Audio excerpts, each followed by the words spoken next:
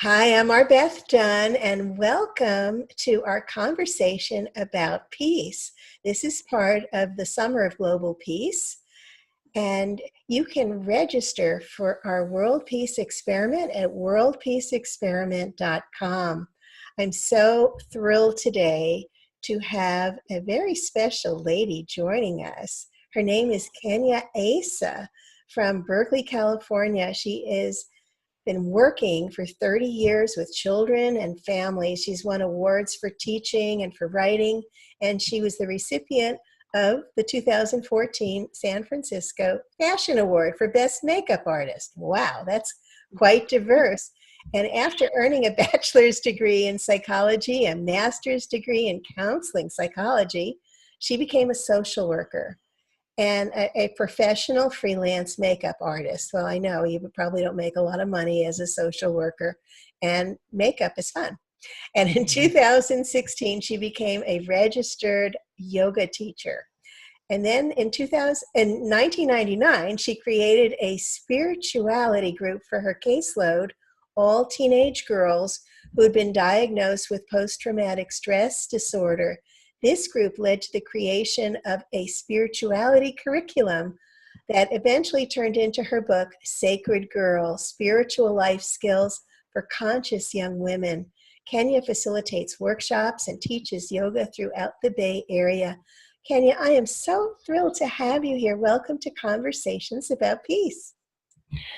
I cannot even express to you how excited I am to be here. I've been following you and I just love what you do. So the fact that I'm a part of this today is really exciting. So thank you so much. I love what you do. I know for a little while I volunteered at a shelter in Miami for abused women. And it was really interesting work. And I don't live in Miami anymore, but I volunteered there for a few years. And I know people can just really have such traumatic stress. So I love the work that you're doing with these girls because you're getting them younger and hopefully breaking their patterns. That's exactly my motivation for doing this work. And when I first started my group, that was exactly the motivation, because a lot of my clients, my girls, had come from homes where there was a lot of abuse, where there was a lot of substance abuse, domestic violence, etc. Everything you could possibly think of, they had been through. And so that was really the whole motivation for writing the book, is start the process younger for them to understand what they can do within themselves so that they do not continue the patterns that they knew, because comfort, sometimes even the negative stuff is the comfortable place. Sure. Because that's what they know. And when you know something, even if it's pretty awful, it can be your default. You don't know anything outside of that can be scary. That is really true. Even healthy can be scary. Even like healthy love can be very scary and even if it's not scary, sometimes it can be not what they want. Sometimes all the pain and the fear and all that other stuff that feels like love, even though it's not, Yeah. Yeah. So, well, I love that. And I know that you're bringing more peace to these girls' lives. Can you tell us about some of your success stories? Oh gosh. That's exciting. So I will tell you the most recent thing that happened when I started talking about the book coming out and everything. A lot of the young ladies that I worked with very early on, they are friends with me on Facebook. Some of them are in their late 30s, they've got children, they've been married, some have been married and divorced. But one of the young ladies who I used to be her counselor reached out and sent me, I'm hoping that she watches this too, because she would really be happy to hear me talk about this. She sent me a photo of her collection of Buddhas. And I actually started that with her way Yeah. back in the day. I gave her her first Buddha 20 years ago when she was a teenager, and she sent me a picture, and it was a ton of them, and she said, you know, I started this because of you. And also she has had a lot of struggles over the years, but seems to continue to come back to a spiritual spot, you know. And what I wanted for them, and which, you know, it appears was successful, at least in her case and a few other cases, is for them to be able to reach into their own little toolbox that I help them create long after I'm gone. You know, because I think that's the thing sometimes when you're a counselor or a therapist or a social worker, you can do the work with your client, but eventually you're going to be gone. And then what? You know, and so it was really magnificent for me to see that, you know, she can be a better mom, she can be a better person to herself because of that work that we had done so many years ago, you know. And I bet that what you're doing is pretty unique to be bringing spirituality to these girls. I know it's like bringing just watering a desert. You know? Right. You know, I hadn't heard of it before. You know, when I was doing the work, I hadn't heard of anything like this. And I was looking and looking and looking, and I was like, wow, there's just nothing out there. You know, there's nothing out there that's what I need to work with these girls. And so I did a bunch of research, and I was asking a lot of questions, and I was reading a million books about, you know, spirituality and, you know, goddess spirituality, um, and a lot of things about how, what people do to get over pain and trauma. And so it was a lot of work because I couldn't find anything that I was looking for. And so then I wrote what I was looking for. Which is wonderful. You've definitely filled a need, and I know these young women must so appreciate you. I sure hope so. That would be great. I think that what I hear is that they are able to take it upon themselves to not only care about themselves, but to also create their own spiritual path and to do whatever spiritual work resonates with them. Because it wasn't about my spiritual background or my um, beliefs or my practices. What I was trying to introduce to them is that this is your path.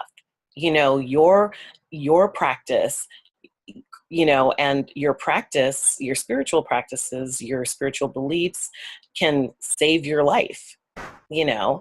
And so you know, there were, because so many people, everybody in our group had different backgrounds, it was really challenging, you know, to have them hone in on what they themselves believed in.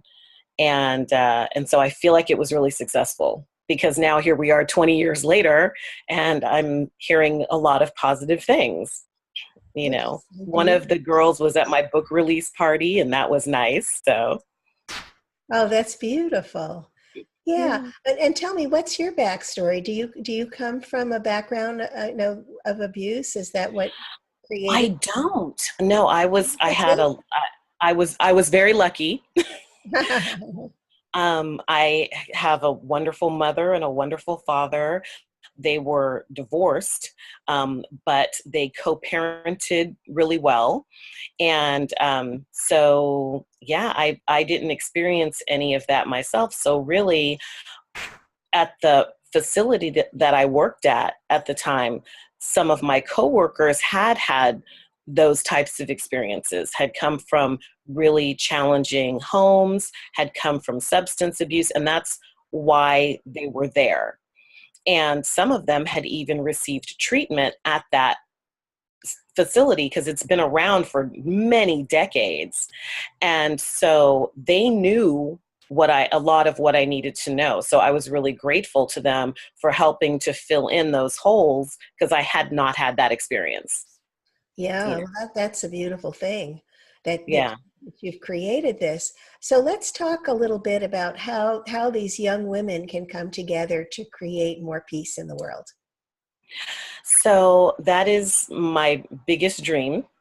And one thing that I have been talking about is creating, women's circles, which I love. And that can be in the way of book clubs or, anything, prayer circles, going on walks, and so that's one of the things I talk about a lot is the power of being in a group.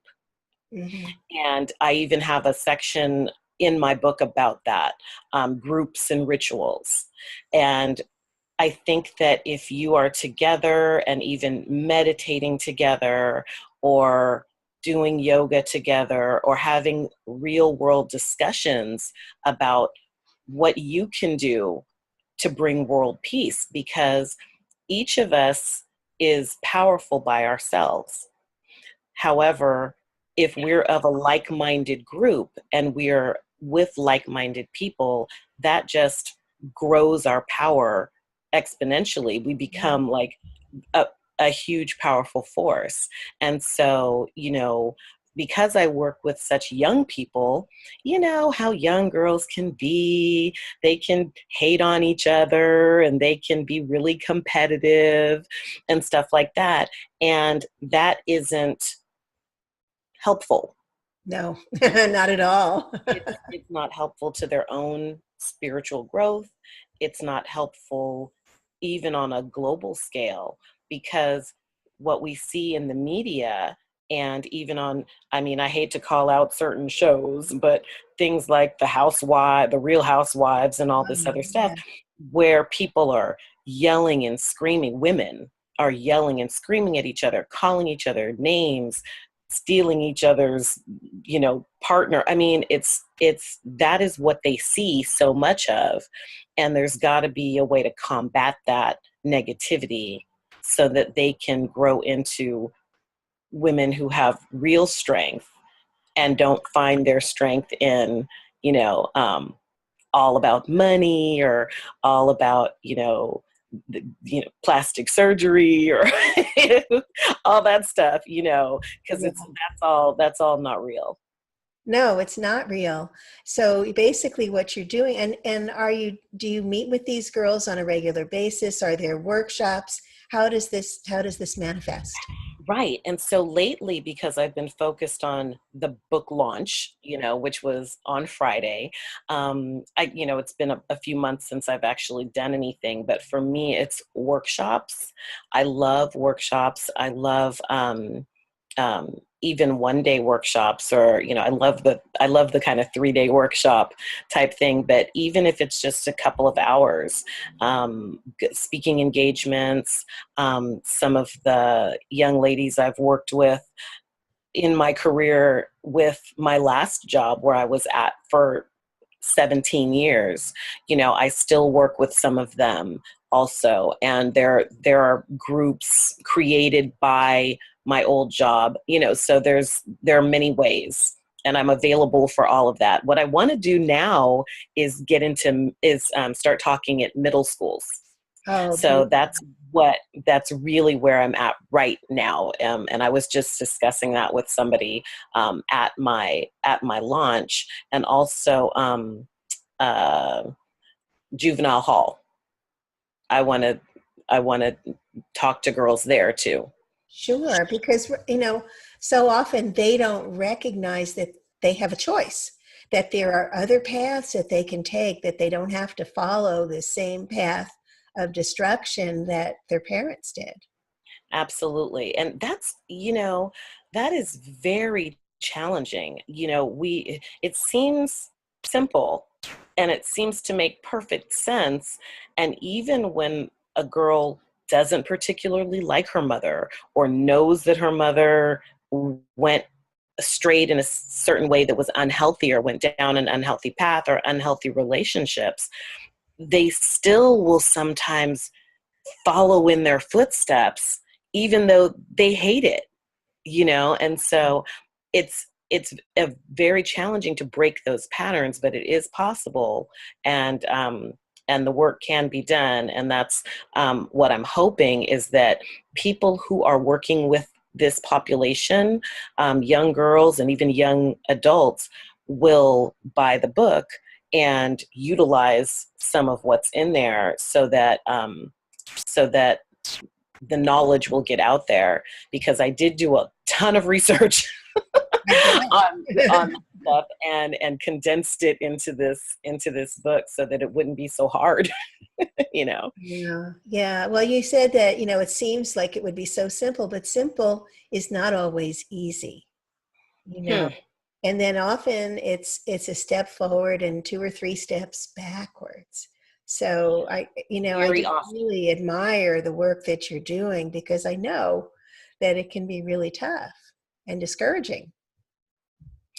It is really tough. It can be really tough. For some reason, maybe because I'm very stubborn, I never found it to be discouraging. I feel like you have to be a certain type of person to be in social work, because it's you don't get thanked very often. It's not one of those jobs where somebody's like, "Oh, you're so awesome." No. It's not that kind of job. Yeah. Especially when you work with kids or adolescents. For the last 4 years, I worked with older teenagers that were transitioning into adulthood, and into school and into their own apartments and jobs and stuff. And I was cussed at more often than I was thanked. But the but I think maybe I just love a challenge. Uh-huh. I love a challenge. And so the tougher the kid, the more I love them. So Good.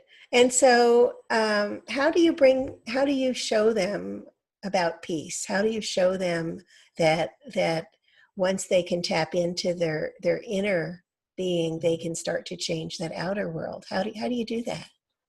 it takes a lot of work, but you have to have a lot of conversations where they are willing to tap into themselves and to tap into that peaceful spot, because oftentimes there is no peaceful spot. Yeah. you know they have never had a peace, especially working with a lot of the kids that I worked with. Very frequently were foster kids, and so that's hard for them to understand, or to even comprehend that that is within them. No matter what they've been through, it's still there, whether you access it or not. And so my job is teaching them, tools to access it. Meditation is one, journaling, you know, um, listening to music, things that bring you to that peaceful spot. Because if you can find that within yourself, even if it's hard, then you will be able to emit that to the next person, and Exactly. then maybe two of the next people, and then maybe a group of the next people. And you can be that one thing, that's that one pebble that starts the ripple. Oh, I love that. Well, that's a challenge for them. Yes. So you do Yeah, challenges with them. absolutely. Very cool. Absolutely. Like, what kind of challenges do you do? I mean, I did one, and this was really very recently, possibly not, possibly maybe a year and a half ago, where I was working with a group of kids, and it was girls and boys, and I challenged them to have an entire day of peace. And so, which was crazy to them, because they said, well, I have this job and my boss is awful, and he Yeah. yelled at me and I yelled at the next guy, and blah blah blah blah blah. And so, I spent a few minutes, we did a group, and then I spent a few minutes with each individual youth, and I said, okay, so let's talk individually about what the challenge is to me saying, have an entire day of peace, have an entire day where you are peace. and then you bring peace. And they would tell me what the challenge was. Well, I'm having a hard time in school, or I'm getting kicked out of my group home was one kid, you know. And so we really just went down the list of the things that they could do. And then I paired them into pairs so that when they had a challenge during that day, they would have to call the other person. Oh, beautiful. You know, so then, and some really good friendships were created too, with people that were not like each other. I didn't allow them to pick their own partner. I picked their partner for them. Very cool. And sometimes they were very opposite types of people, you know. Yeah. And so, and then they had to call when they had a challenge or when somebody really bothered them, and they would usually go off on that person or start cussing at that person or whatever. And instead they had to call their partner, do a breathing exercise, you know, calm down, and then go back to the challenge and address it in an entirely different way. Oh, how beautiful. That is so beautiful. Can you show us your book? We're going to, on our replay page, everyone will be able to go there, and the link will be at the bottom of this in the video description, where people can get your beautiful book. That is a beautiful, beautiful book. And Thank you. I was very blessed. I have a beautiful illustrator. Her name is Amelia Suva, and she there are many illustrations in the book. There's an illustration for every chapter, and she brought the most gorgeous illustrations I've ever seen. And so I was so happy. And then this cover was just gave me so much life. I love the cover. Yeah, she's brilliant. And so I was so blessed that she would do this project with me. Well, we are so blessed that you are going to be leading the meditation on Tuesday. Yes. And I, for one, am very much looking forward to it. So thank you. Thank you so much. I'm looking forward to it too. I'm very excited, and thank you so much.